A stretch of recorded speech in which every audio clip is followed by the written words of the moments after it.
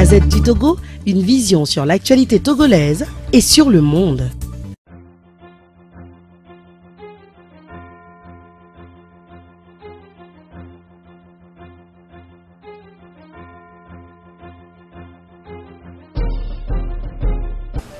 Alors, le jeudi, Madame Adjamagbo et certains responsables sont allés à ce niveau-là et ils ont rencontré les militaires pour leur demander, mais qu'est-ce qui se passe? Pourquoi vous barrez la route aux gens?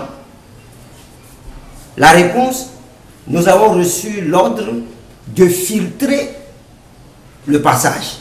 Ah, vous filtrez, il y a des gens qui peuvent passer, les gens qui ne peuvent pas passer. C'est l'ordre que nous avons reçu. Après discussion, ils ont semblé céder.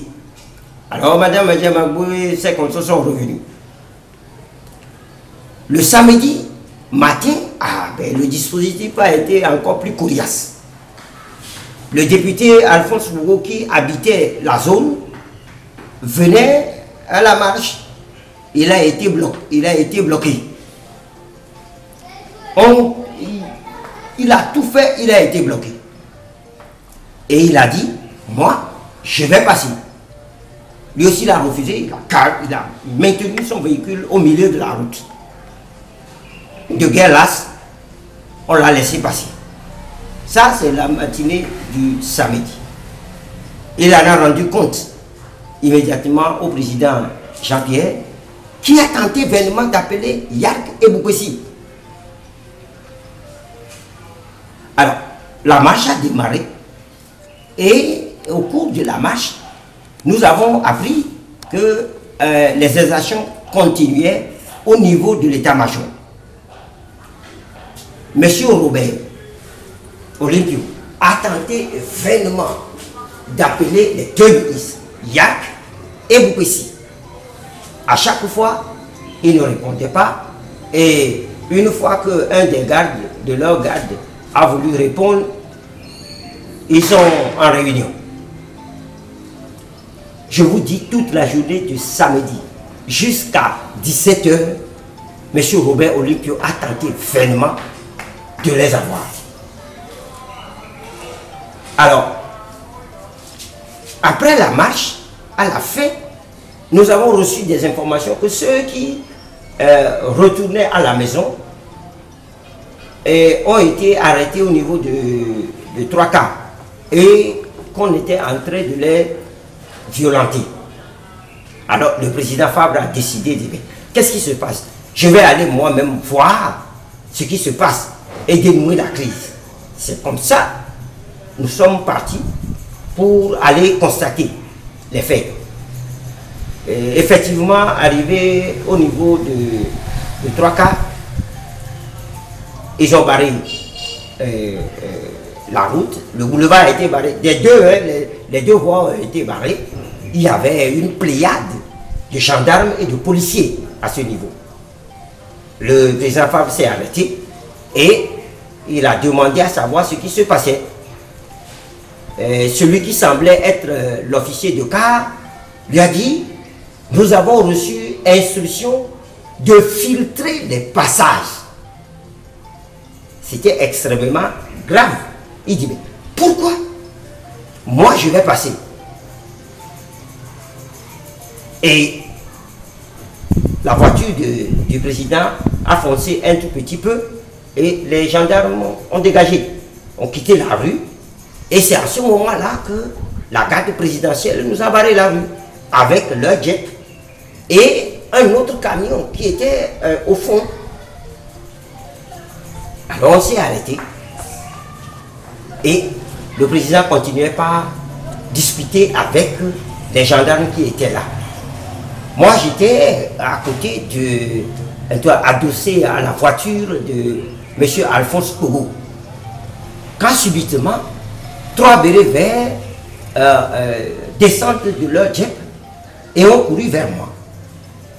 Tour à tour, je recevais les coups de matraque n'importe comment. Dieu merci, j'ai eu un sang-froid que je n'ai jamais. Parce que je pouvais prendre un parmi eux, je savais qu'eux ils allaient me tuer, mais je pouvais prendre un parmi eux eh bien, j'allais le tuer moi aussi. Alors, quelque chose a fait un tir dans ma tête. Je me suis retourné, j'ai vu la voiture du président, j'ai vu le président debout. Je me suis dit, ah, ils ont fait exprès pour que je les attaque. Et comme ça, ils vont avoir l'occasion de tirer. Et c'était le président qui était visé. Donc, je suis resté statique. Je peux vous dire que les pluies de matraque, c'est des pluies de matraque que j'ai reçues. Heureusement que je n'ai pas eu des coups sur la tête, sinon ça allait être très séduit. Alors, c'est à ce moment-là, je ne savais pas que Madame Suzanne Noukafou était en train d'observer la manière dont j'étais roué de coups et venait à mon secours. C'est à ce moment-là que un des bérets verts s'est dégagé et allait lui donner un coup de pied. Elle est tombée. Je n'ai plus vu ce qui s'est passé. Elle seule pouvait vous raconter comment ça s'est passé. Parce que les deux autres se sont toujours acharnés sur moi. Et puis, peu après, il y a un qui a quitté et a couru vers un Zémijan. Comme ça. Quelqu'un était à mon tour. Mais le coup qu'il allait lui donner, si le gars avait reçu le coup, il allait mourir. Parce qu'il avait visé la nuque. Heureusement que le gars avait porté un casque. Je vous assure que le gars, il a laissé sa moto et il a répliqué. Et je le félicite celui-là d'avoir répliqué sérieusement. Il a donné beaucoup à ce militaire-là qui est tombé à la renverse. Il a laissé lever, il lui a donné encore un coup. Ce que moi je ne pouvais pas faire parce que j'étais dans l'escorte du président national. Et je dis, j'étais dans l'escorte du président de la République. Puisque M. Fabre est président de la République. Au passage, je vous dis que je suis vice-président de la CENI.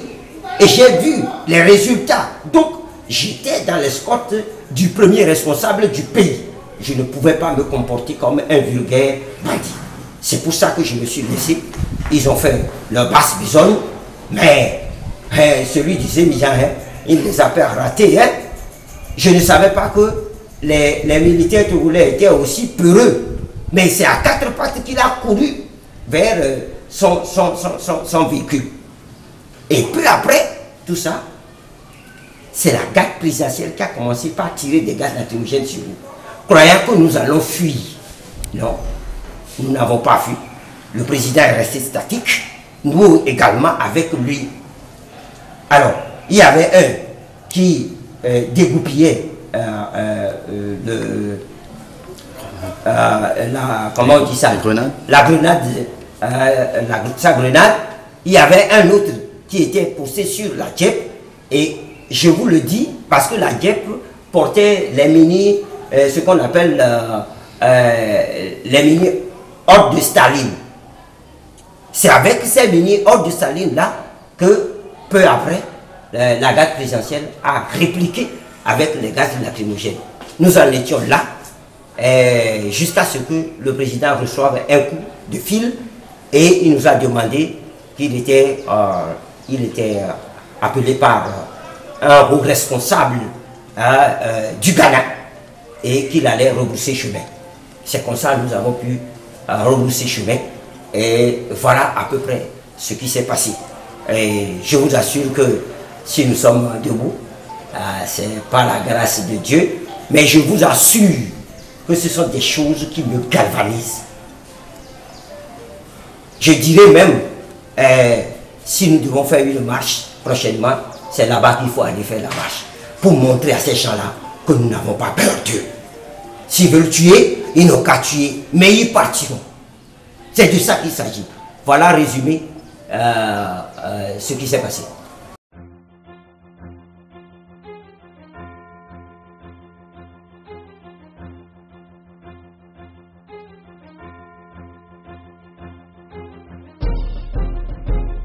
Je ne sais pas pourquoi tous les Togolais s'accrochent à un dialogue. Moi, je ne veux pas parler de dialogue. Parce que le dialogue, on en a tellement fait. Les gens sont en train de compter, il paraît que ça fait combien, je n'en sais rien. 27. Il y a une pléiade de dialogues que nous avons fait dans ce pays. Les résultats, vous les voyez. Vous allez en dialogue, les gars, ils vous tabassent, ils vous tuent, ils vous violentent, ils vous fracassent la tête, ils vous cassent les bras. Vous allez en dialogue, vous trouvez un terrain d'entente, ils remettent tout en cause, ils reviennent, ils vous frappent, ils vous fracassent la tête, ils vous tuent, vous retournez en dialogue. Non, c'est fini. Nous sommes des Togolais, nous sommes des humains, nous pouvons faire des discussions. Mais un dialogue au Togo, je crois que ça n'est trop. C'est fini. C'est fini. Comment voulez-vous qu'on dialogue avec des gens qui sont des brutes, qui n'ont aucune éducation? Aucune éducation. Parce que je ne peux pas comprendre qu'au Togo, nous ne sommes pas en ségrégation raciale. C'est aux États-Unis que les Noirs ne pouvaient pas s'asseoir dans un bus avec les Blancs.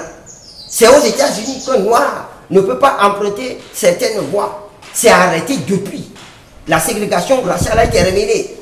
C'est en Afrique du Sud qu'on a eu l'apartheid. Les Noirs n'ont pas le droit d'aller dans un quartier appartenant aux Blancs. Mandela a fini avec l'apartheid depuis. Mais c'est Faure Gnassingbé qui ramène l'apartheid au Togo. Mais ça ne se passera pas. Ça veut dire quoi? Qu'on envoie des brutaux comme ça, des gens qui ne peuvent pas nous cirer les bottes, et nous maltraiter tout le temps, et nous allons accepter cela tout le temps. Non. La prochaine fois qu'un militaire porte la main sur moi, ou une fois de l'autre porte la main sur moi, il n'a qu'à regarder le soleil. Il ne reverra plus le soleil, c'est clair. La Gazette du Togo, une vision sur l'actualité togolaise et sur le monde. Rejoignez-nous sur le www.lagazettedutogo.com ou sur nos comptes Facebook, Twitter et YouTube. Pour tout contact, écrivez à contact@lagazettedutogo.com ou appelez le 92 80 88 53. La Gazette du Togo, c'est l'information en continu.